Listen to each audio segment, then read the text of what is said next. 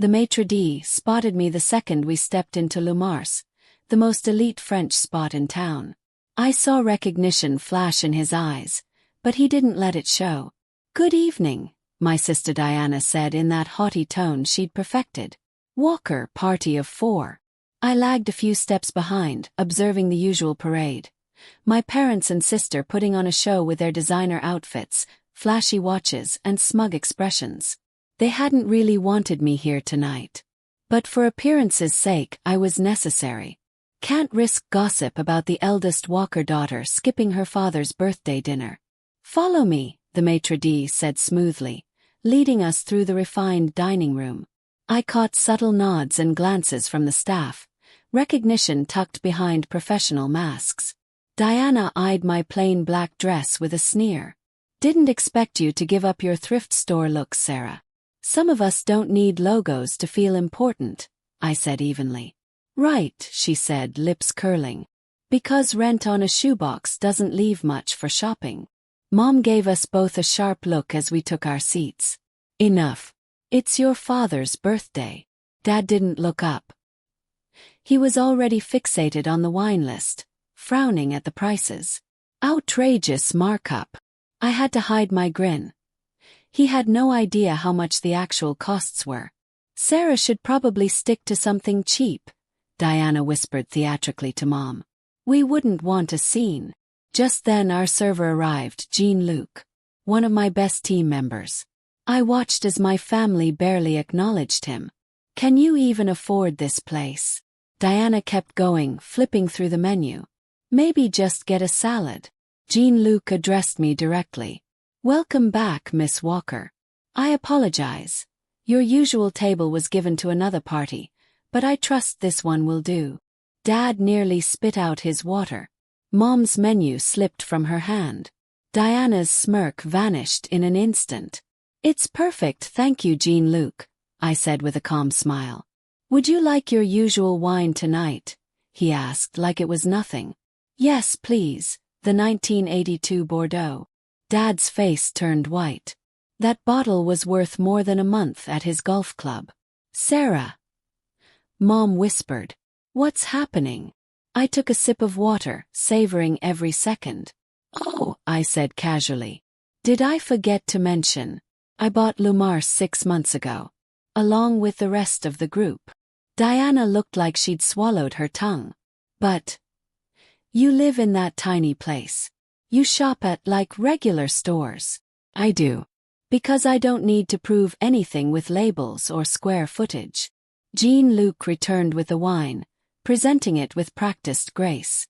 "An impeccable selection as always, Miss Walker. Shall Chef Michel prepare your favorite soufflé for dessert?" "That sounds perfect," I replied. "Also, please bring the full tasting menu for the table. It is a celebration after all."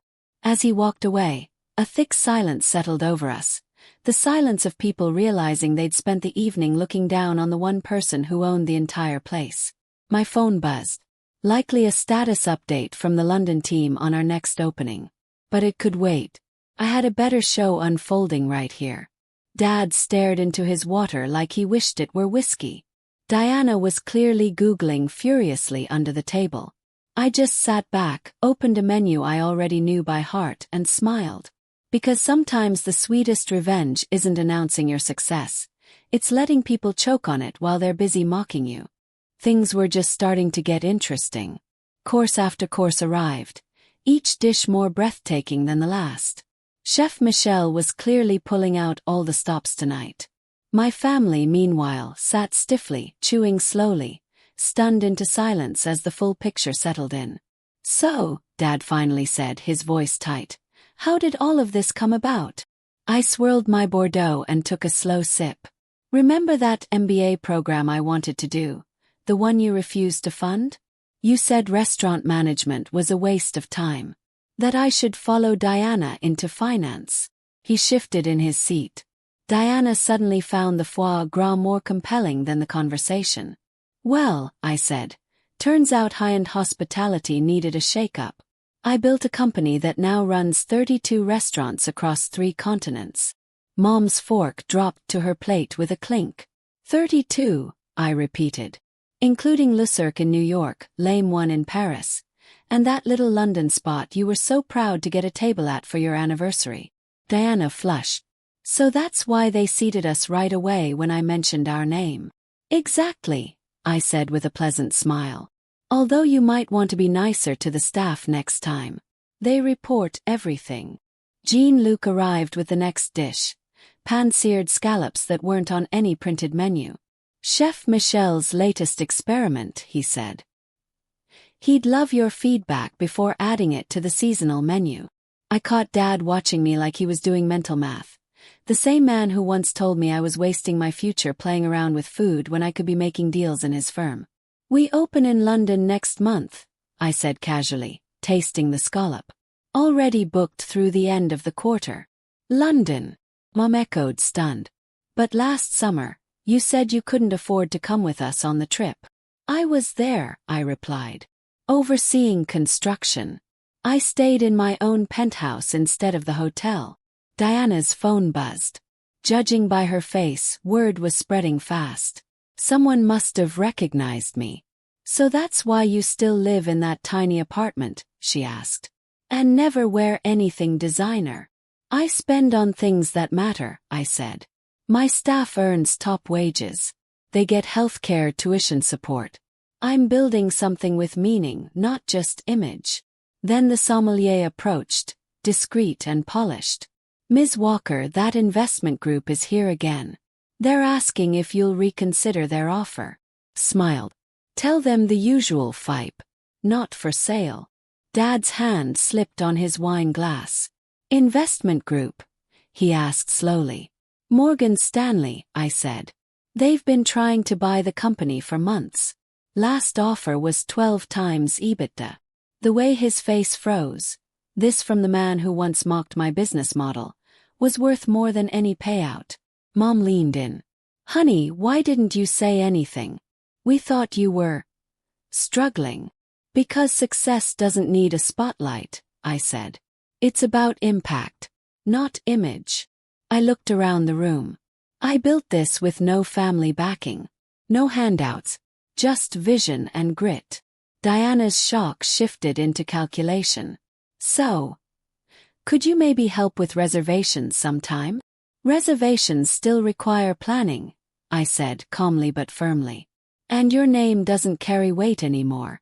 In fact, I added with a smile, some locations might be mysteriously unavailable if you call. Then came dessert. Chef Michel's signature soufflé, paired with a rare port worth more than Diana's handbag. Happy birthday, Dad, I said, raising my glass. Dinner's on me. Just like it's been every time you've unknowingly eaten at one of my restaurants this past year. Sometimes the most satisfying revenge isn't just owning the restaurant. It's watching the very people who doubted you realize they've been feasting on your generosity all along. The port was divine, but not nearly as satisfying as seeing my family choke on their pride between bites of dessert. By the time coffee was served, the mood had shifted. Diana's sharp superiority had dulled into nervous charm. Mom, suddenly supportive, kept name-dropping friends who would be thrilled to invest in my next big thing. Dad sat mostly silent, no doubt recalling the years he dismissed me in favor of Diana's junior role at his firm, scoffing at my side gig. Ms. Walker, Jean-Luc returned. Chef Michel requests your input in the kitchen when you have a moment. He needs final sign-off on the London menu. Diana perked up. Oh, can I come too? I've always wanted to see. I'm afraid it's staff and owners only, I said with a pleasant smile. Health regulations. I'm sure you understand. Mom tried a softer angle. Darling, we really must throw a proper celebration. Our daughter, so accomplished. Owner, I said gently but firmly. Interesting how that title only matters now. The sommelier approached with a leather-bound folder. Wine list draft for London, Ms. Walker.